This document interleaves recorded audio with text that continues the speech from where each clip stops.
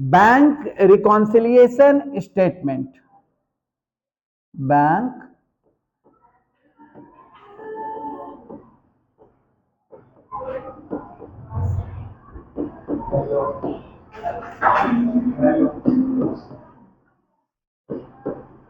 Bank reconciliation statement क्या है, इस भूत का नाम क्या है, ये चीज, इसके बारे में मैं आपको बताऊं। देखिए आज का डेट क्या है, 28 दिसंबर, पता है आपको? Week, last week of the year, और हम लोग अब वीकेंड में जाने वाले हैं। और वीकेंड आज सैटरडे है, कल संडे है, ऐसे ही 2 दिन बैंक बंद है। आज भी बंद है, फोर्थ सैटरडे है, कल भी बंद है, संडे है। परसों है तारीख 30, उसके बाद है 31, बैंक खुला रहेगा, सारे बिजनेस एक्टिविटीज चलते रहेंगे, कोई इसको रोक नहीं सकता। लेकिन सब लोग एंजॉय और फेस्टिव मूड में हैं। जो फिनेंशियल ट्रांजैक्शंस होते हैं वो चलता है। कभी कभी क्या होता है, कुछ ऐसे ट्रांजैक्शंस होते हैं जो इस वीकेंड में होते हैं और उसका एंट्रीज नेक्स्ट वीक तक चला जाता है, जब आते आते आपका अगला साल, ये महीना क्या, एक साल भी चेंज हो जाता है। तो आज का दिन बहुत ही अच्छा है ये समझाने के लिए, इस चैप्टर के लिए। तो मतलब समझिए कि शुभ मुहूर्त है बैंक रिकॉन्सिलिएशन स्टेटमेंट के लिए, सबसे शुभ मुहूर्त है बैंक रिकॉन्सिलिएशन स्टेटमेंट के लिए, आज का दिन समझाने के लिए। तो अच्छा हुआ मैं बिल ऑफ एक्सचेंज की जगह पे बीआरएस चालू कर दिया, ताकि एकदम अच्छा से समझ में आएगा ये वाला चीज। देखिए बैंक रिकॉन्सिलिएशन स्टेटमेंट होता क्या है, आपको पता है? हम लोग एक बुक बनाते हैं जिसका नाम है कैश बुक।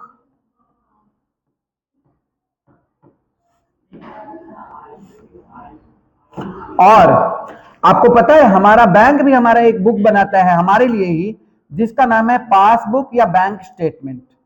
आजकल ये पासबुक का जो पैटर्न है ना, ये थोड़ा सा कम हो गया है, इसको बैंक स्टेटमेंट भी बोल सकते हैं।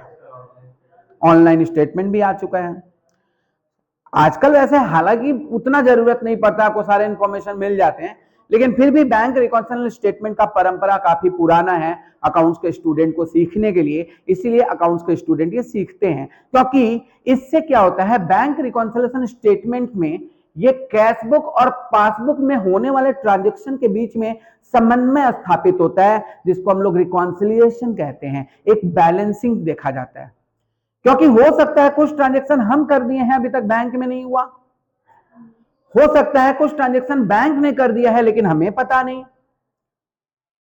तो हम जो डिटेक्ट करते हैं एरर को, फ्रॉड को, वो हम लोग एक स्टेटमेंट बनाकर डिटेक्ट करते हैं एरर्स एंड फ्रॉड को। उस स्टेटमेंट का नाम होता है bank reconciliation statement. It is prepared to reconcile the balance as per cash book and balance as per passbook on a particular date.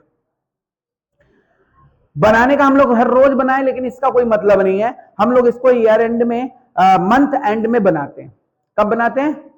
Month के एंड में हम लोग इसको बनाते हैं। इसीलिए इसे बैंक रिकॉन्सिलिएशन स्टेटमेंट, जो हर मंथ के एंड में हम लोग बनाते हैं, बैंक रिकॉन्सिलिएशन स्टेटमेंट, जिसका मतलब हो गया कि हम लोग इस मंथ का एंड है 31 दिसंबर, उस दिन को एक बीआरएस बनाएंगे। हर बिजनेसमैन बनाता है, to reconcile the statement of bank balance as per cash book and bank balance as per passbook। Clear है? इसीलिए इसको हम लोग बैंक रिकॉन्सिलिएशन स्टेटमेंट कहते हैं। जैसे मान लीजिए कुछ ऐसे रीजंस होते हैं जिससे आपका बीआरएस या बैंक, ये दोनों बैलेंस जो होते हैं उसमें डिस्क्रिमिनेशन होता है, ये दोनों बैलेंस जो होते हैं उसमें डिफरेंसेस आते हैं। वो क्या क्या रीजन हो सकते हैं ये देखिएगा। पहला नंबर, हम मान लीजिए हमने किसी को चेक इशूड किया, चेक इशू किया मतलब चेक काटा, मतलब मैंने स्वीकार किया कि आप अपने बैंक से, मेरे बैंक से जाकर पैसा निकाल लीजिए। मैंने चेक इशू किया, तो चेक इशूड फॉर ₹4,000 मैंने इशू किया किसी पार्टी को, और ये चेक मैंने इशूड किया है आज के डेट में। आज कौन सा दिन है?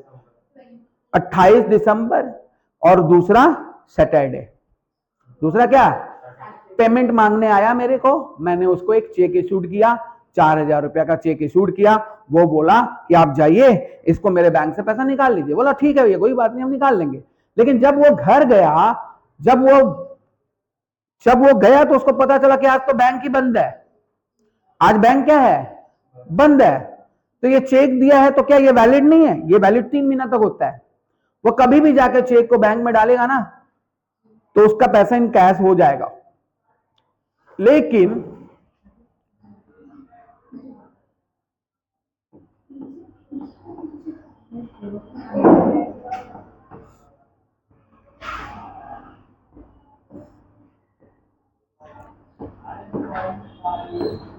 he encashed the check on 2nd January 2025।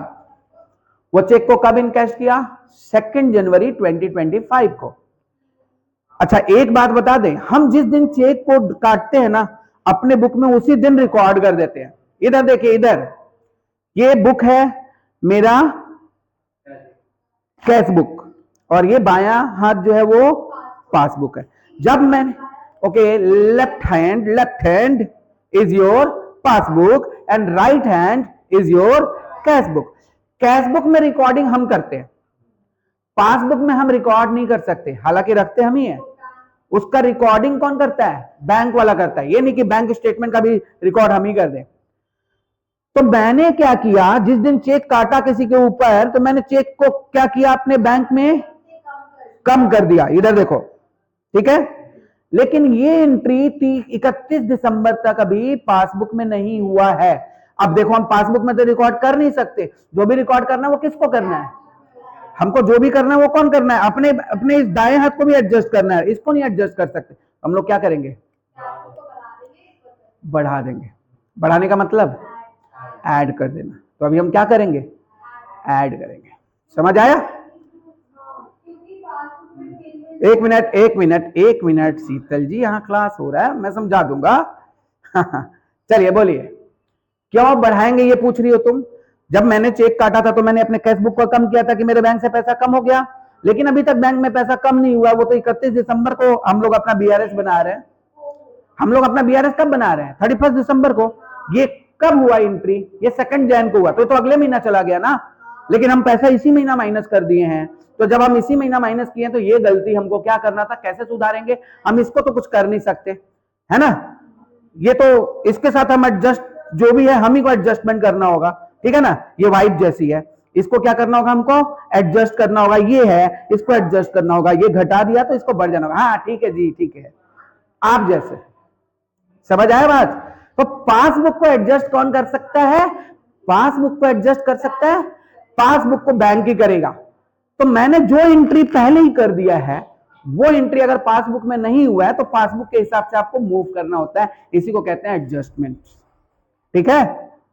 तो बताइए, ये वाला एंट्री आप क्या करोगे?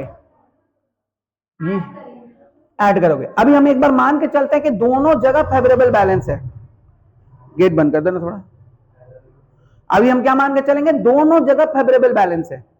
दोनों जगह फेवरेबल बैलेंस मतलब हमारे कैश बुक में पैसा है, पासबुक के हिसाब से ही पैसा है, दोनों में प्लस पॉजिटिव है, नेगेटिव बैलेंस अभी नहीं है। अब दूसरा एंट्री देख लीजिए। दूसरा entry,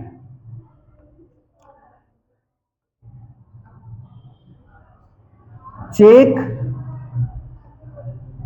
received from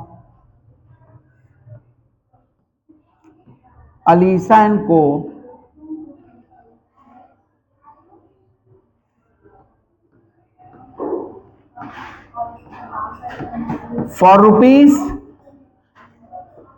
for rupees 5,000 but deposited the same। ये लिखना था आपको, पता है? deposited the same on 3rd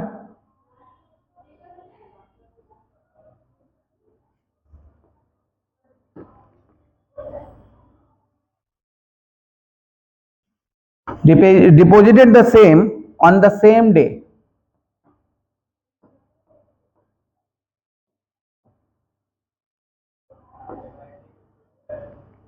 But not credited in our account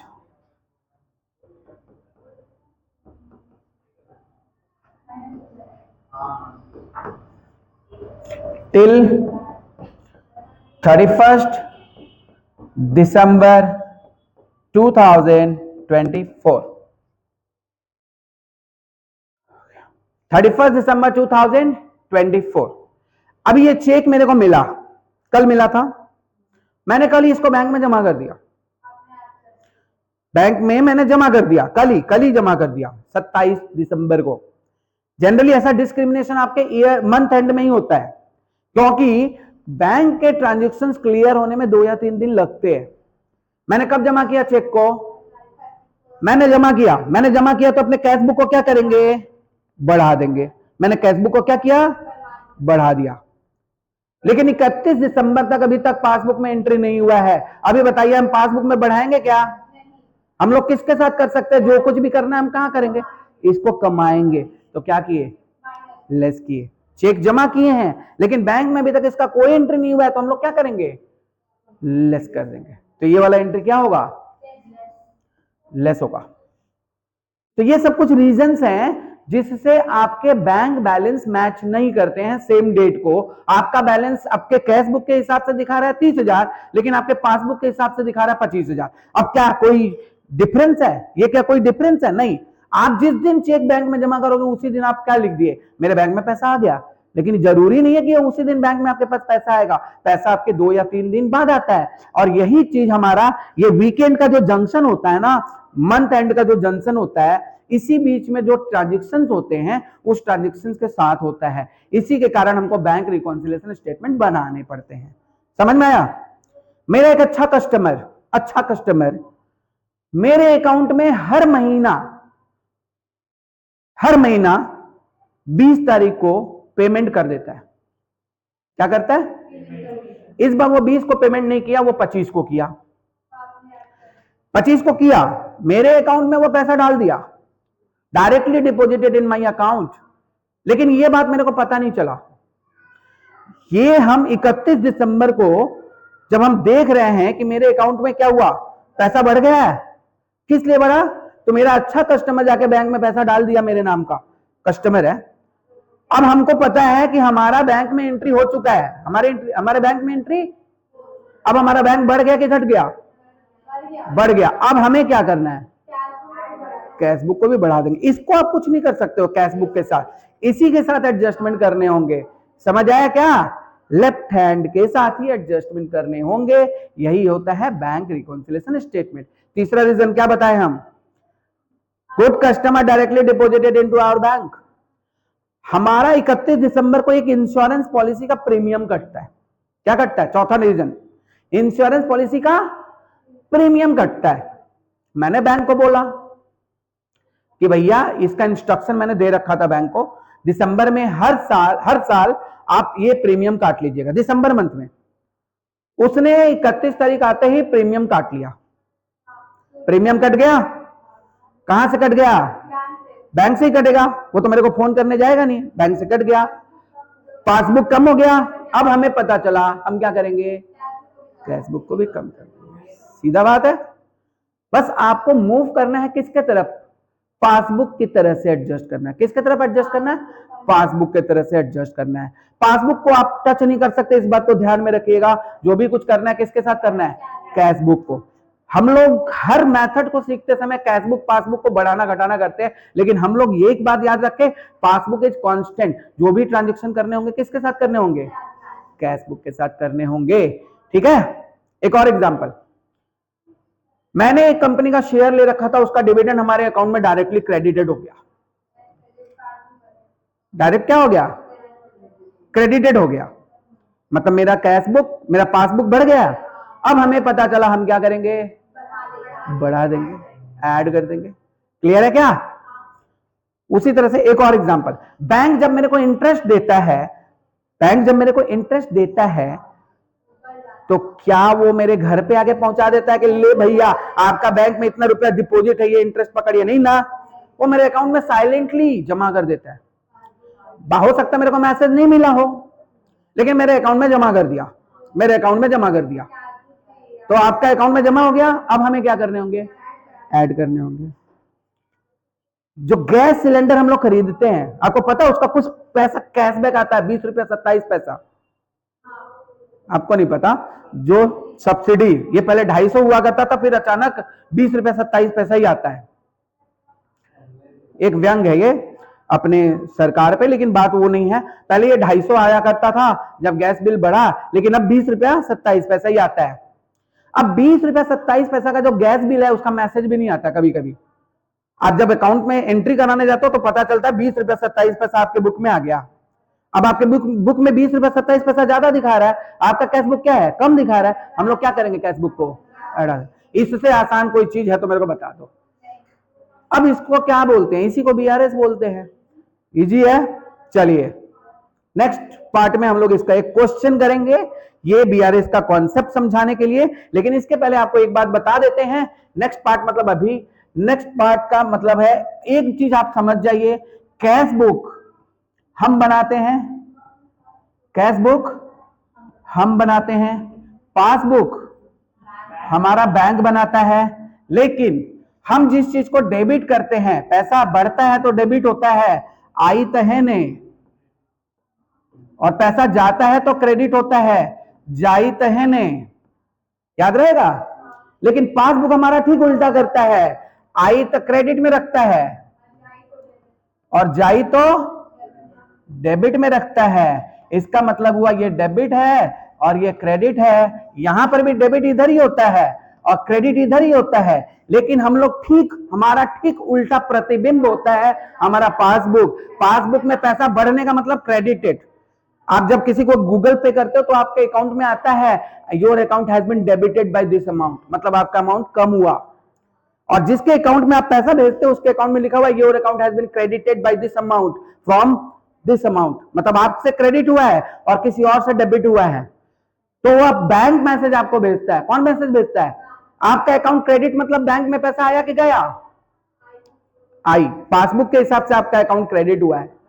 passbook में अगर आपका पैसा क्रेडिट होता है तो बैंक में पैसा आता है। मतलब किसी भी रीजन से जब पासबुक में पैसा आता है तो वो क्रेडिट में ही रिकॉर्ड होगा, जाता है तो वो डेबिट में रिकॉर्ड होगा। विश्वास नहीं है तो आज घर पे जाके स्टेटमेंट या पासबुक जाकर देख लीजिएगा, आपको पता चलेगा क्रेडिट में पैसा जमा होता है और डेबिट में पैसा कम होता है। लेकिन ये काम किसके होता है? ये काम पासबुक में होता है। क्लियर है? तो अब हम लोग नेक्स्ट टाइम में आपको एक और क्वेश्चन, इसका क्वेश्चन का सॉल्यूशन कैसे करते हैं उसको लेकर आएंगे। ठीक है?